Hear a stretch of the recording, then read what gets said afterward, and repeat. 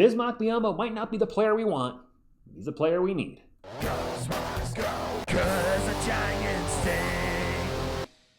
What is up, San Antonio Spurs fans? Welcome to TSR Sports TGIF, and a quick announcement. We're going to be doing a March Madness with the channel at the end of every Spurs game. If they win, we'll do a live trivia and do a giveaway. So hopefully the Spurs win a lot of games. Hopefully the Spurs win a lot of games. There's a lot of winnable games on the schedule, so we'll see what happens. But I'm hoping y'all win some cool stuff. Anyway, Bismack Biyombo, should the Spurs extend his contract? The reason I'm doing this video is I found an article from Pounding the Rock that talks about just that.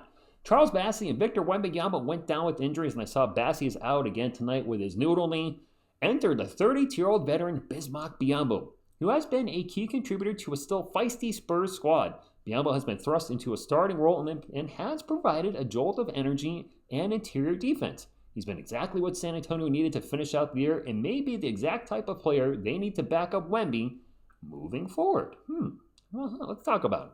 Biyombo's numbers don't jump off the page. No, they don't. He's averaging about 6 points, 6 rebounds, and a block in 18 minutes. But I want to asterisk that just a little bit because he did have that one game where he played 25 seconds, so that brought his stats down. As a starter, he's played in 8 games, averaging just under 20 minutes, about 7 points, 6.5 rebounds, a block while shooting 65% from the field. His free throw shooting does leave a lot to be desired. It's at 33%, but thankfully that's at very limited number. He is a solid screener and a roller. And it's also, missed that sentence there. It's also little things that Biyombo does that make him valuable. Sorry, Bismack. He's a physical defender with the ability to protect the rim, and he's one to do the work on the defensive glass, something a lot of guys need to do a little more of. He's your traditional rim-running, dirty work big man, and that's exactly what the Spurs need. Is Biyombo the long-term answer? Maybe not. He's 32 years old, but he has clearly shown he still belongs in the NBA. In fact, he was not even in the NBA when the Spurs signed him. He was nowhere. I think he may have been playing international basketball, but he was not in the NBA. He's probably not the best option 3 to 4 years from now, but if he's still playing at this level next season, he'd be one of the best bargain options for the Spurs. One of the best bargain options the Spurs could find at the position. More expensive options exist in free agency after the season that the Spurs could consider. Miles Turner, Brook Lopez, Naz Reid would be excellent options that can provide what Biyombo does with floor spacing and more.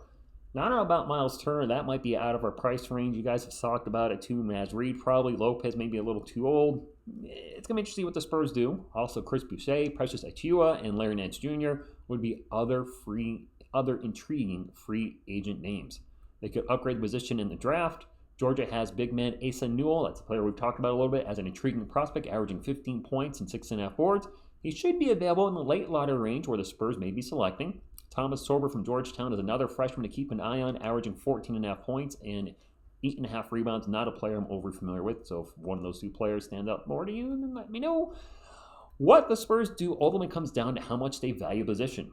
If Wemby is your center of the future, Wemby is our franchise of the future, thank you very much, Pounding the Rock, and the way forward is playing rangy wings and forwards around him, then is it the best idea to dedicate value assets to his backup? It's a good question. Biyombo's presence has shown that he, or a big man like him, can add a lot of value to the Spurs. The question for this summer becomes whether his play earns him another contract as their backup big man next season. And here's where I'll chip in.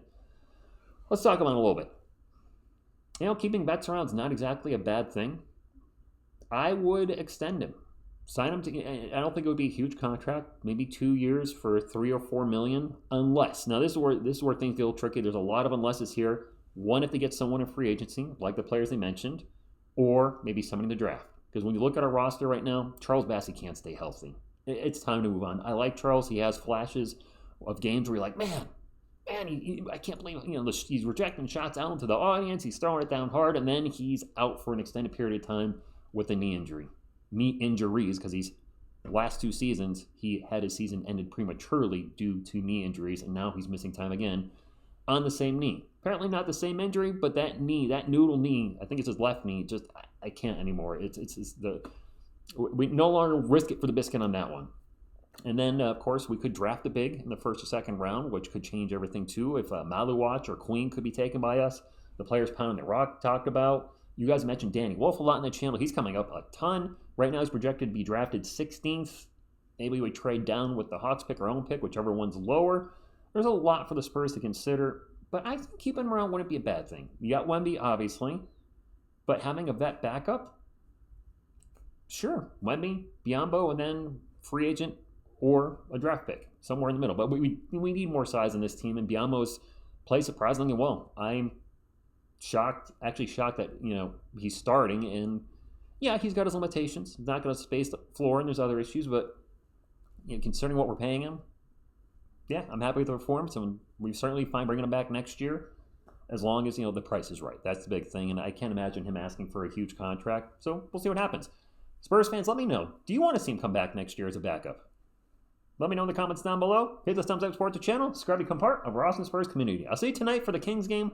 Oh my goodness, it's a late one. 10 p.m. Eastern Time. De'Aaron Fox returns to Sacramento, his first game against his former team. That should be a fun one. And if the Spurs win, we'll do our first giveaway, too, of the March Madness TSR whatever.